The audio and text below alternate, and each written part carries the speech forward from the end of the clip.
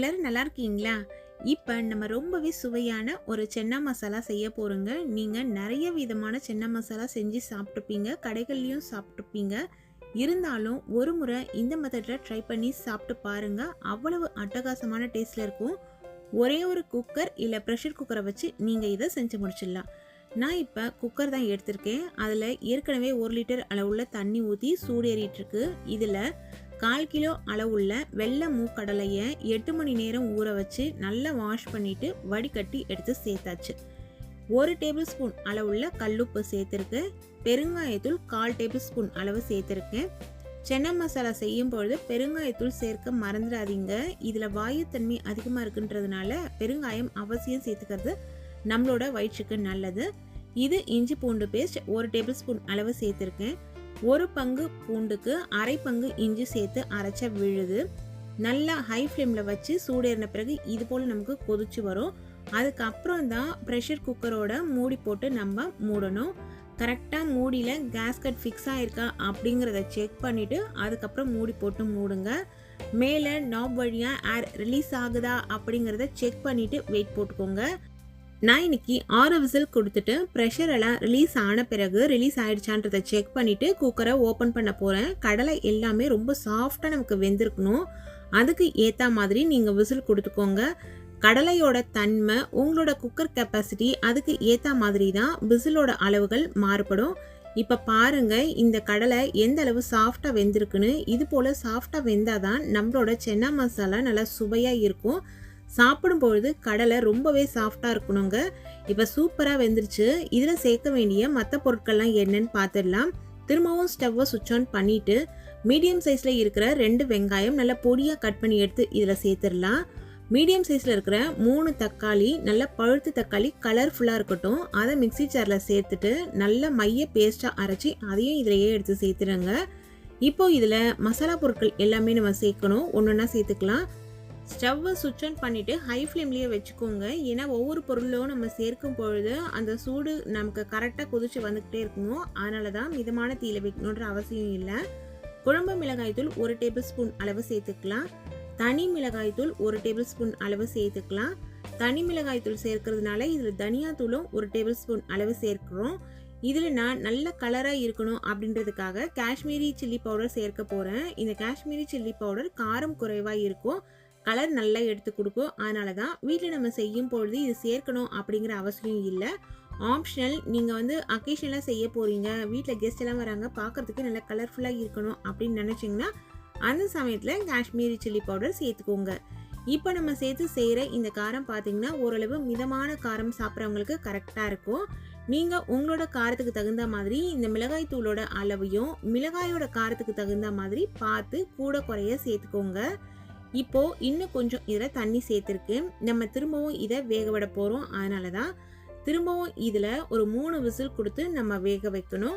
அப்போ தான் நம்ம சேர்த்த இந்த மசாலா பொருட்கள், அதுக்கு பிறகு நம்ம சேர்த்த வெங்காயம், தக்காளி இதனோட பச்சை மணம் எல்லாமே மாறும். திரும்பவும் நம்ம மூடி போட்டு மூடிட்டு 3 விசில் கொடுத்து ப்ரெஷர் போன பிறகு ஓப்பன் பண்ணி பார்க்கலாம்.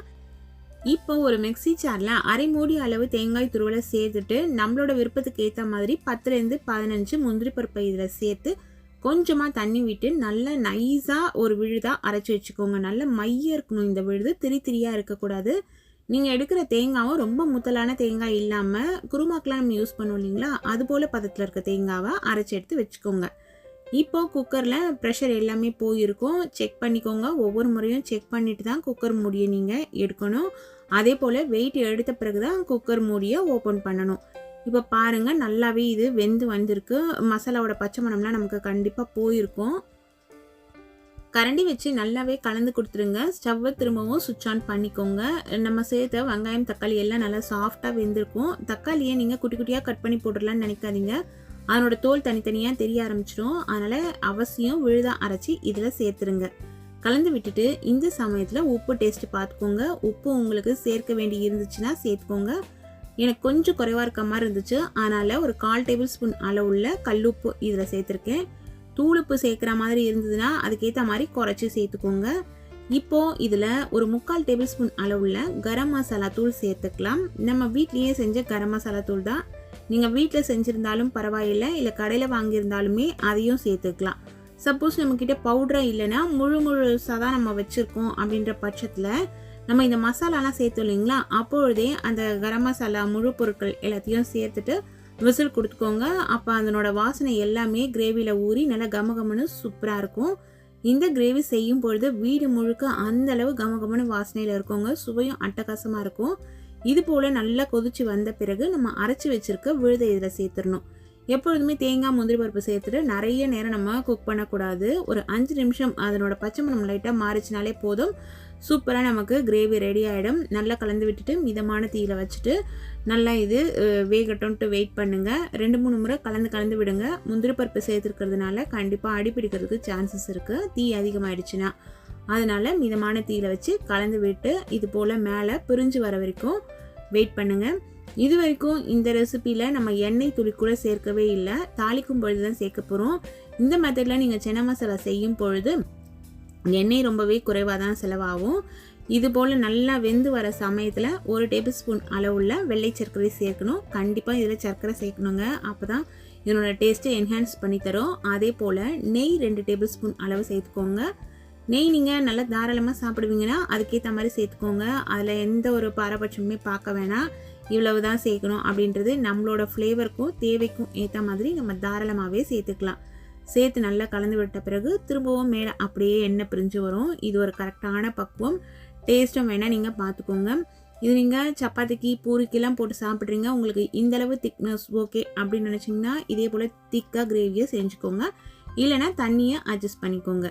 நல்ல தாராளமாக கொத்தமல்லி இலைகளை பொடியாக கட் பண்ணி எடுத்து சேர்த்துக்கலாம். நான் 2 கைப்பிடி அளவுள்ள கொத்தமல்லி இலைகளை பொடியாக கட் பண்ணி எடுத்து இதை சேர்த்துட்டு கலந்து விடுறேன். இப்போது ஸ்டவ்வை நம்ம சுவிட்ச் ஆஃப் பண்ணிடலாம். ஆல்மோஸ்ட் நம்மளோட கிரேவி ரெடி ஆகிடுச்சு. நல்ல சுவையான ஒரு சன்னா மசாலா. இப்போ இதுக்கு ஹைலைட்டே தாளிப்பு தாங்க. தாளிக்கிறதுக்கு தாளிக்கிற பேனை ஸ்டவ்வில் வச்சு ஸ்டவ்வை சுவிட்ச் ஆன் பண்ணிவிட்டு நல்லா ஒரு 5 டேபிள் ஸ்பூன் அளவுள்ள எண்ணெய் சேர்த்துருக்கேன். கடலெண்ணெய் தான். உங்களோட விருப்பப்படி எண்ணெய் நீங்கள் சேர்த்துக்கோங்க. அதில் பட்டை, கிராம்பு, ஏலக்காய் மட்டும்தான் நான் தாளிப்புக்கு யூஸ் பண்ணுறேன். ஏன்னா நம்ம கரம் மசாலா தூள் சேர்த்துருக்கோம் இல்லைங்களா, அதனோட வாசனையே ஸ்ட்ராங்காக இருக்கும். அதுக்காக சீரகம் ஒரு 1/4 டீஸ்பூன் அளவுக்கு சேர்த்தா போதும். சீரகம் சேர்த்த உடனே ஸ்டவ்வை சுவிட்ச் ஆஃப் பண்ணிவிடுங்க. சீரகம் அந்த சூட்லேயே பொரிஞ்சிடும். இப்போ இந்த தாளிப்பு எடுத்து இதில் சேர்த்துடலாம். நல்லா கம்மன்னு தாளிப்பு சூப்பராக ரெடி ஆகிடுச்சு. நீங்கள் விருப்பப்பட்டால் கருவேப்பிலையை இதில் தாளிப்புக்கு சேர்த்துக்கலாம். நான் இன்றைக்கி கருவேப்பிலை சேர்க்கலை. ஏன்னா கொத்தமல்லி இலைகளே நம்ம தாராளமாக சேர்த்துருக்கோம் அப்படிங்கிறதுனால. இது மாதிரி தனியாக நம்மளால் தாளிக்கணும் இன்னொரு வேலை அப்படின்னு நீங்கள் நினச்சிங்கன்னா என்ன பண்ணலான்னா, ஃபர்ஸ்ட்டு நம்ம ஸ்டார்ட் பண்ணோம் இல்லைங்களா, அப்பொழுதே நீங்கள் தாளிப்பும் கொடுத்துட்டு அதுக்கு பிறகு கடலை சேர்த்துட்டு எல்லா மசாலா பொருட்களையும் சேர்த்துட்டு மொத்தமாகவே விசில் கொடுத்து கூட ஆஃப் பண்ணிக்கலாம். எனக்கு எப்பொழுதுமே தாளிப்பு லாஸ்ட்டில் சேர்க்கும்பொழுது தான் பிடிக்கும். அதனோட ஃப்ளேவர் ரொம்ப நல்லாயிருக்குங்க. சூப்பரான சுவையான சன்னா மசாலா அட்டகாசமாக ரெடி ஆகிடுச்சு. இந்த சன்னா மசாலாவை நீங்களும் உங்கள் வீட்டில் செஞ்சு சாப்பிட்டு என்ஜாய் பண்ணுங்கள். இது வரைக்கும் நீங்கள் டேஸ்ட் பண்ணாத அளவுக்கு இருக்கும் இந்த சன்னா மசாலாவோட டேஸ்ட்டு. Thank you friends.